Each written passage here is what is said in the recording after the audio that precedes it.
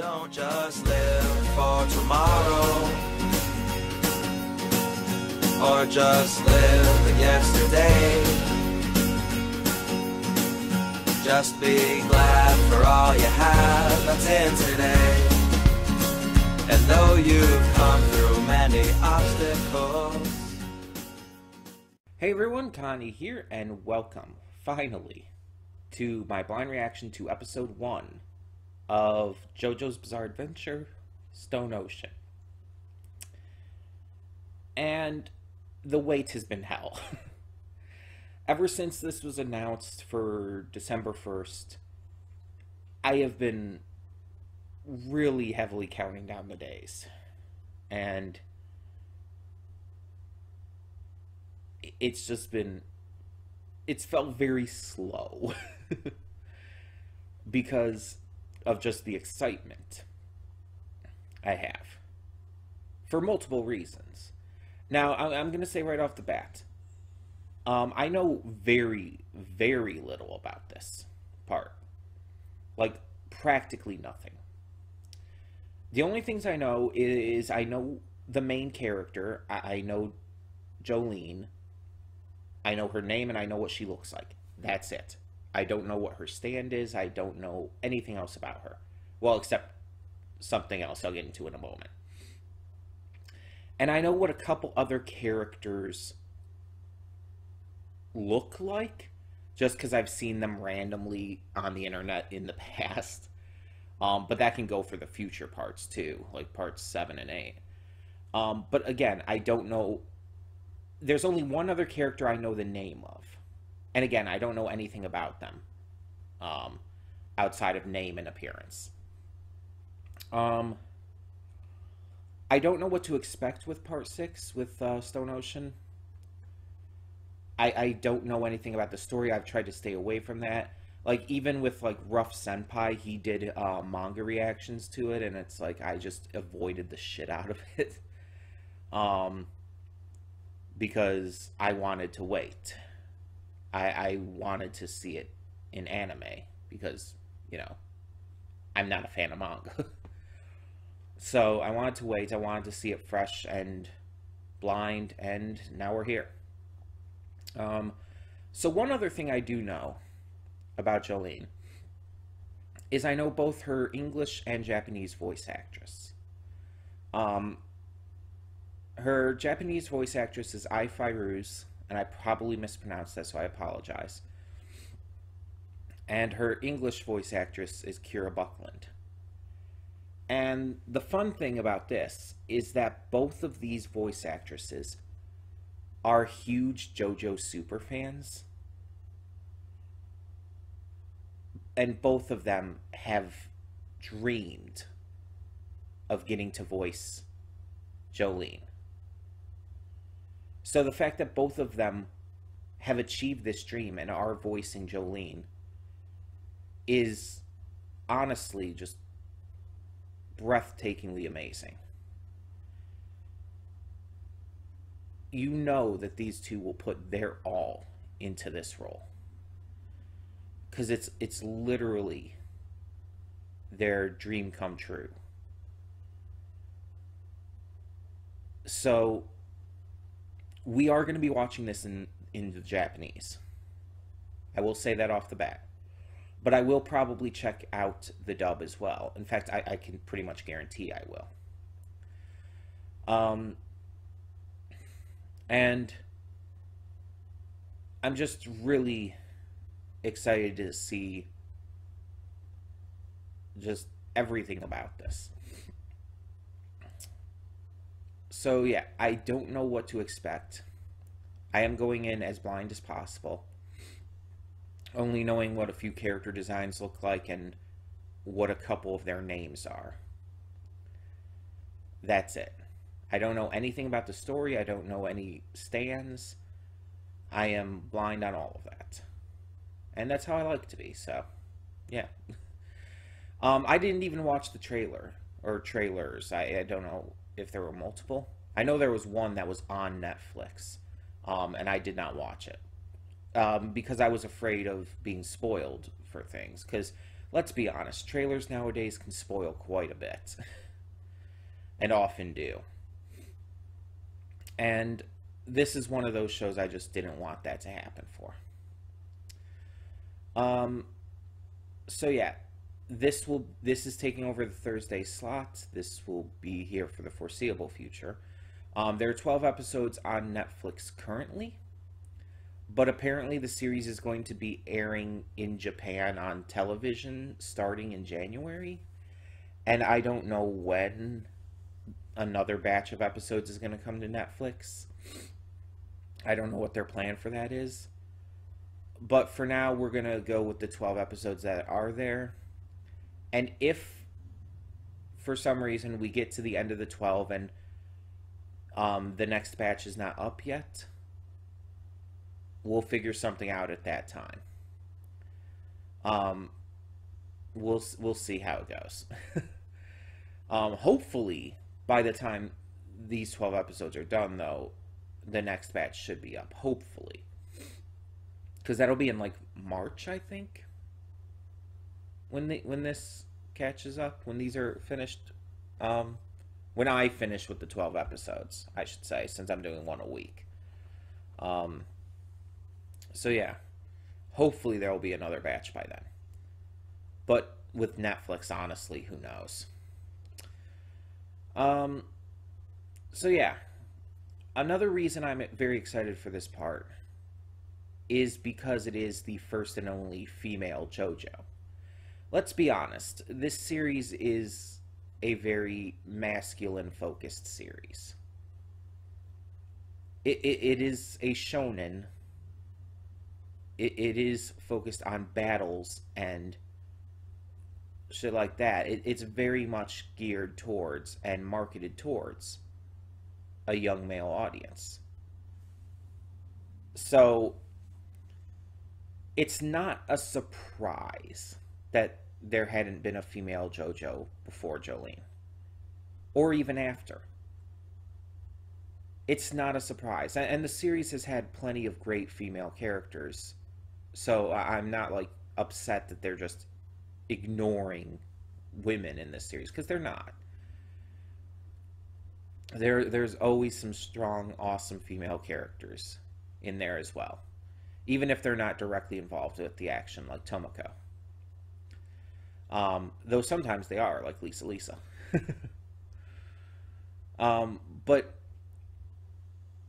I don't know what Araki's reasoning for giving a female JoJo here was, but I'm glad he did, because a lot of us girls like JoJo as well. And a lot of us want to see female lead,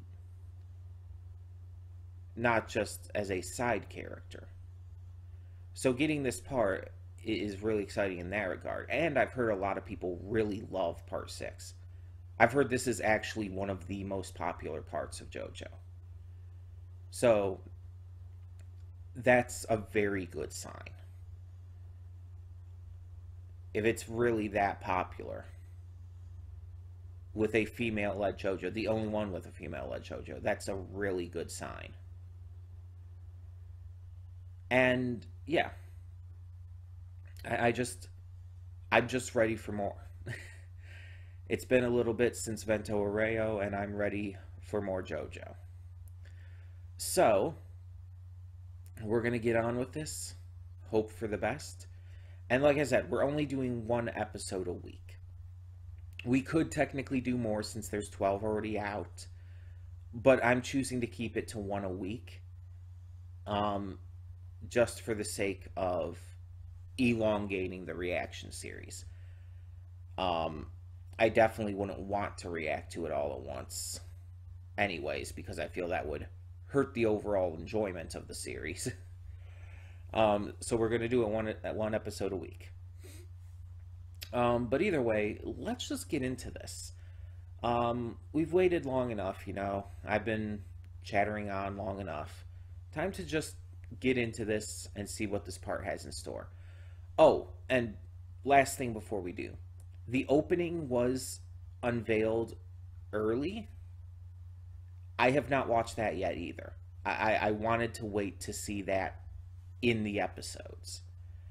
So I have not seen the opening yet, and I'm excited for that one too. In the meantime, though, thank you all so much for tuning in. Let's get this going. So when the screen fades to black, pause this redirect and go to the description below. Follow the link to the reaction, and after you watch it, come back here to the redirect and resume play. Because after it fades to black and then fades back in, everything from that point forward will be my afterthoughts and will contain spoilers to the episode. So, that being said, thank you so much for tuning in, and I will see you at the reaction. And we are back, and we'll begin with spoilers in 3, 2, 1, now. So, this was a pretty good start. Nothing spectacular happened. Nothing, like, truly amazing. But it was only the first episode. It did enough to get me hooked. It did enough to excite me for the rest of the series. And that's the most I can hope for. Looking back at the first episodes of previous parts, it was pretty much the same. It never starts off at its best. None of these parts ever start off at their absolute best. They always have to work up to that. They have to build up to that. They start off in a way that gets you excited, gets you interested, and we move on from there, and it eventually becomes amazing. So we have Florida, apparently. That's a bit of a different setting than we're used to, considering part 5 was in Italy. Part 4 was in Japan. Part 3 was kind of all over the world, but largely in Egypt. Part 2 was in a couple different places, including America. Part 1 was just England. So yeah. But this is definitely a different setting, specifically Florida. Why specifically Florida? Is it because Florida's fucking weird? Is that the joke there? It might be. But either way, we have Jolyne Cujo, the daughter of, why is his name escaping me? What the fuck?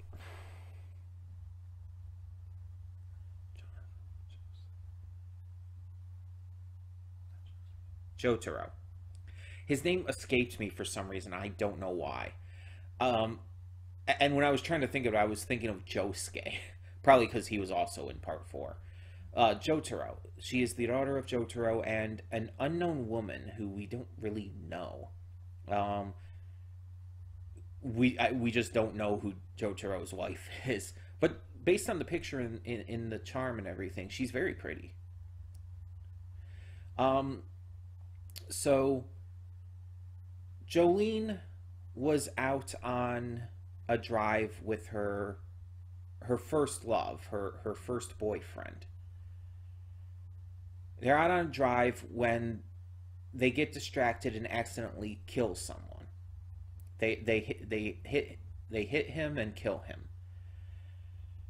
him. She wants to report this, but is convinced by Romeo, to not do so. He wants to hide the body and figure it out, basically, to get out of things.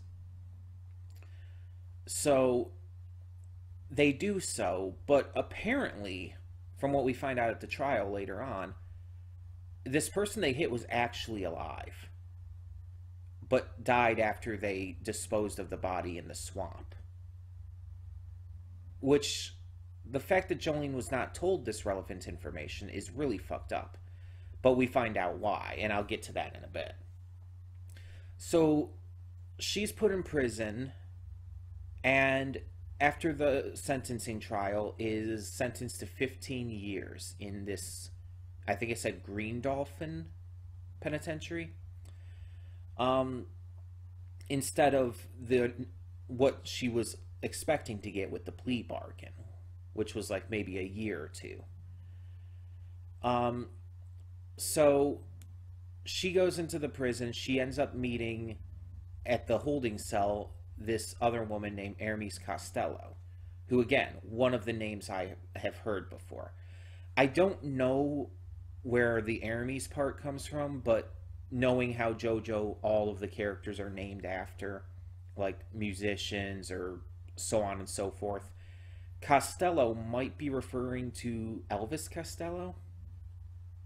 That would be my guess. But again, I don't know where the Hermes part comes from, and I don't know for sure. But I have heard her name before. I've seen her design before. I've seen a lot of the characters' designs in future parts before. I've just seen them on like social media and stuff, out of context. But yeah. So they seem to kind of get along. Like, Jolyne's freaking out over the fact that a young male guard saw her touching herself, and Hermes is kind of amused by this, but when another prisoner starts to mock her for it, Hermes does stick up for her, which is cool. They end up getting transferred, and Jolyne starts to realize she is manifesting this power, which we know is a stand. She's manifesting this power to be able to hear conversations, seemingly at first before they happen, but I think it's revealed that she's able to hear things from a distance. When she heard the people in the truck speaking, I think she heard them speaking in the cab before they made the announcement. It wasn't that she heard what the announcement was beforehand. And then she could hear what was happening to Hermes in the car, in the truck, while she was being led away into the prison. So, yeah, really, really interesting ability there. Wonder how that's going to come into play. But she ends up going into the prison. She had found out that it was Romeo and her lawyer who basically screwed her over. And as we saw, it was because of Romeo's father being rich, because that's a surprise. Little rich boy doesn't want to get in trouble, so his father's money saves him. Bitch. But yeah, she gets her revenge on the lawyer, at least, taking him out in grand fashion, which is really fucking satisfying. And it's funny because it's like, this part, like, again, not much happened. It was just introductory and everything. But so far, it definitely has gotten my attention by making me really uncomfortable at a couple points. Just the entire point with the lawyer basically having betrayed her and her finding that out in the court and everything when she wasn't told this relevant information. Like, yeah, that's fucked. That is all kinds of fucked. And it made me extremely uncomfortable, and I felt sad for her, because it's like, she was screwed. If she would have actually gone with the trial instead of taking the plea deal, she might have been able to be proven innocent and escape that kind of shit. But taking the plea deal fucked her over, and that was apparently their plan. So, and the other part that made me uncomfortable was the sexual assault on Hermes, because that always will make me uncomfortable. It's just, that kind of shit rightfully bothers me, and it should bother anyone. And the thing is, you know, this shit happens in real life all the time. Like, especially in these prisons. I've always just been really pissed about how a lot of these prisons handle their prisoners, because it's usually just really fucking awful. And it's like, yeah, I know they're prisoners, and some of them are there for, like, really horrible shit. But it's not okay the way that these prisons treat them. Especially since some of these prisoners you know are innocent. And that they were locked away on false charges and shit. So it's really fucked. And seeing this kind of thing happen here to Hermes, like, really fucking made me uncomfortable. It genuinely bothered the shit out of me. But kind of on the opposite end, I also love that Jolyne is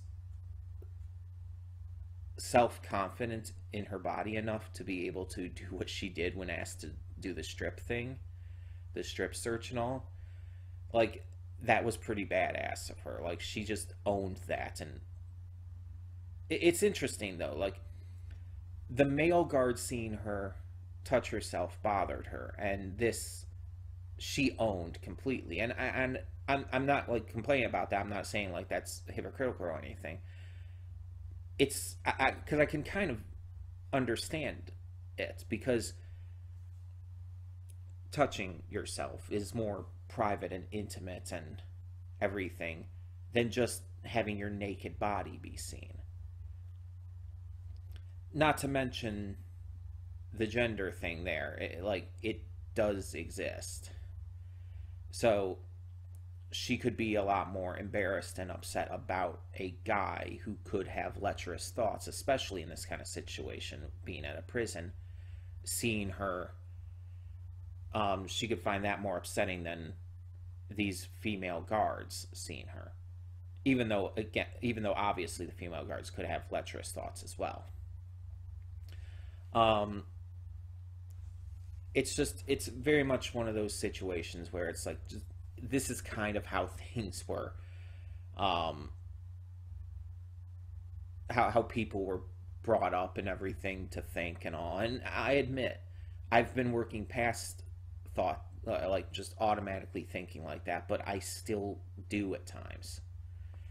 And it's like, you automatically assume it's like, because of the gender difference, there can be something there, and it's like that's not always the case, and there can still be some issues there with the same gender, so,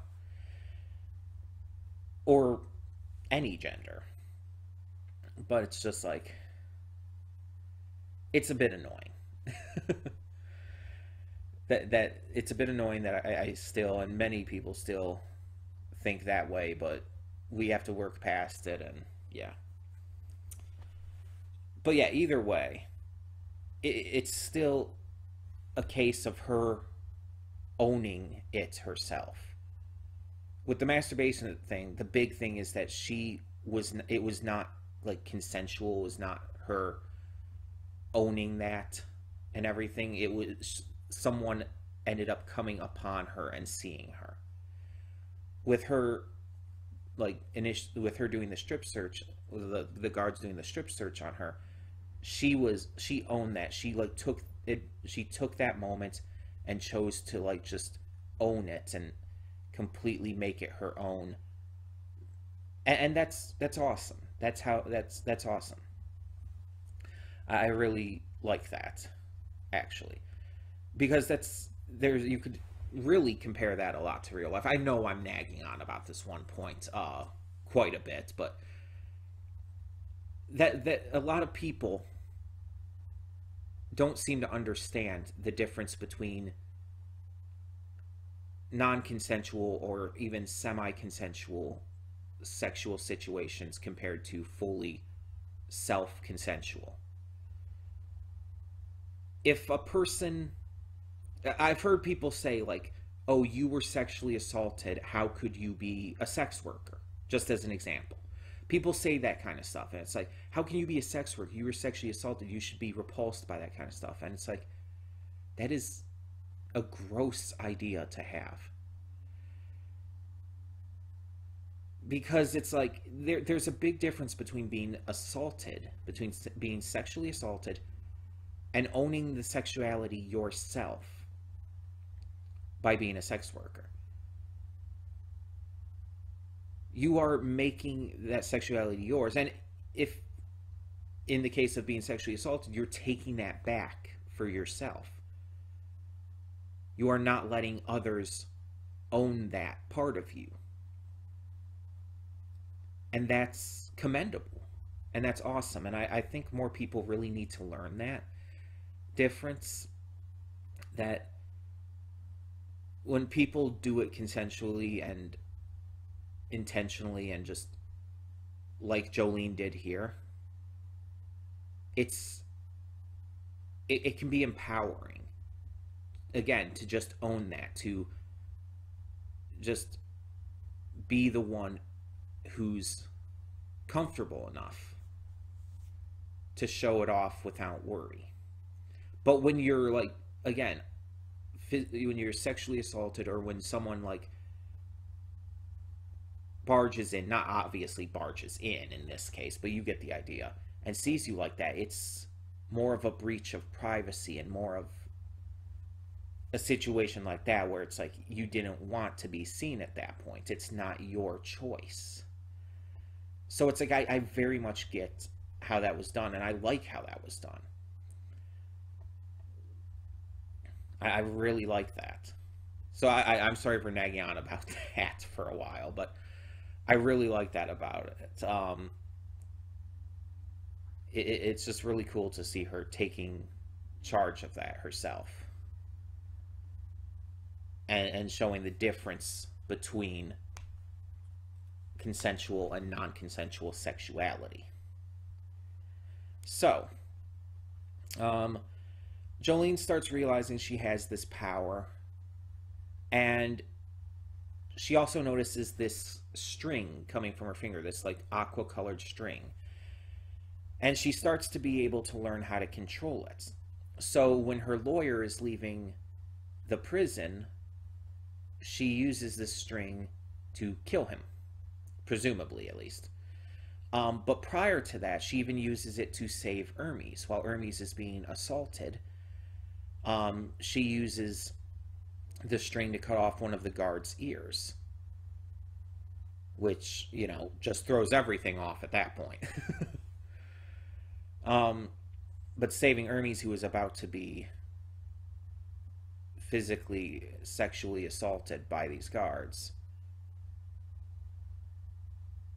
who were searching her for money and were going to at least go after her breasts because, in their words, they're quite large for her being so muscular, which is just ugh. Like, those guards deserved much worse. Anyone who sexually assaults anyone deserves much worse. But she puts together that the charm that was sent to her by her father, well, technically by her mother, but it was from her father originally, is what caused this, and specifically that piece of stone inside, which, yeah, it's got to be a piece of the arrow. So Jotaro he had instructed his wife to send this to Jolyne if she was ever in trouble, so he wanted to make sure she could defend herself using a stand power. So that's pretty interesting on how that was done. So far, I think just purely based on design, my favorite character design is Hermes. Like, I love Jolyne's design. I adore Jolyne's design. But Hermes Costello hits different. She is absolutely stunningly gorgeous. Like, I'm not kidding. I really love her design. And so it's like but that's only in terms of design, keep in mind. In terms of character, I'm liking Jolyne more right now because we just haven't gotten enough with Hermes yet. Honestly, we haven't even gotten a huge amount with Jolyne yet. We definitely need to build these characters more and more as the series goes on, which, yeah, obviously. So it's like, right now it's Jolyne, but it's like really early in, too, so. But yeah, I really did enjoy this. We didn't get a lot of exceptional, bizarre stuff in this first episode, but it was only the first episode. It just had to reel us in, and I think it did so pretty well. Had some great moments, had some great character stuff with Jolyne.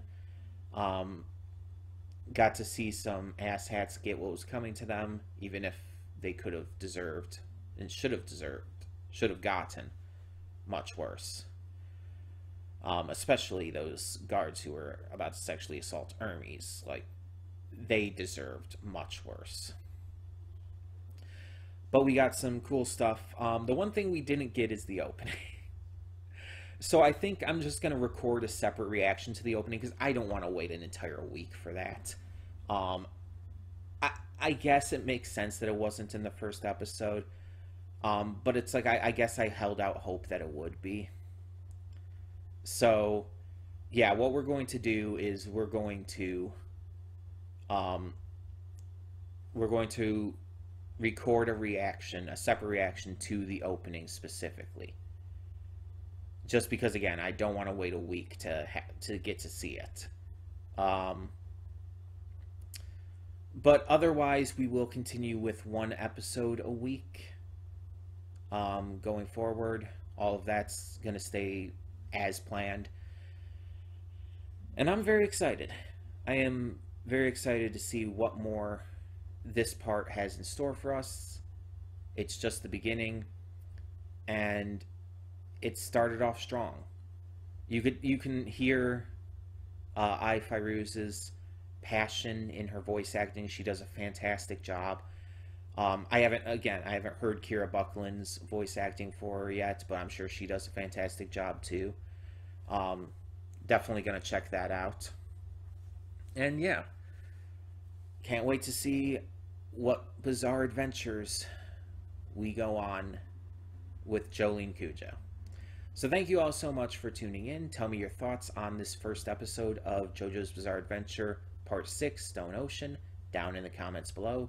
And thank you so much once again for tuning in. For now, I'm Connie, and I'm signing off. See y'all next time.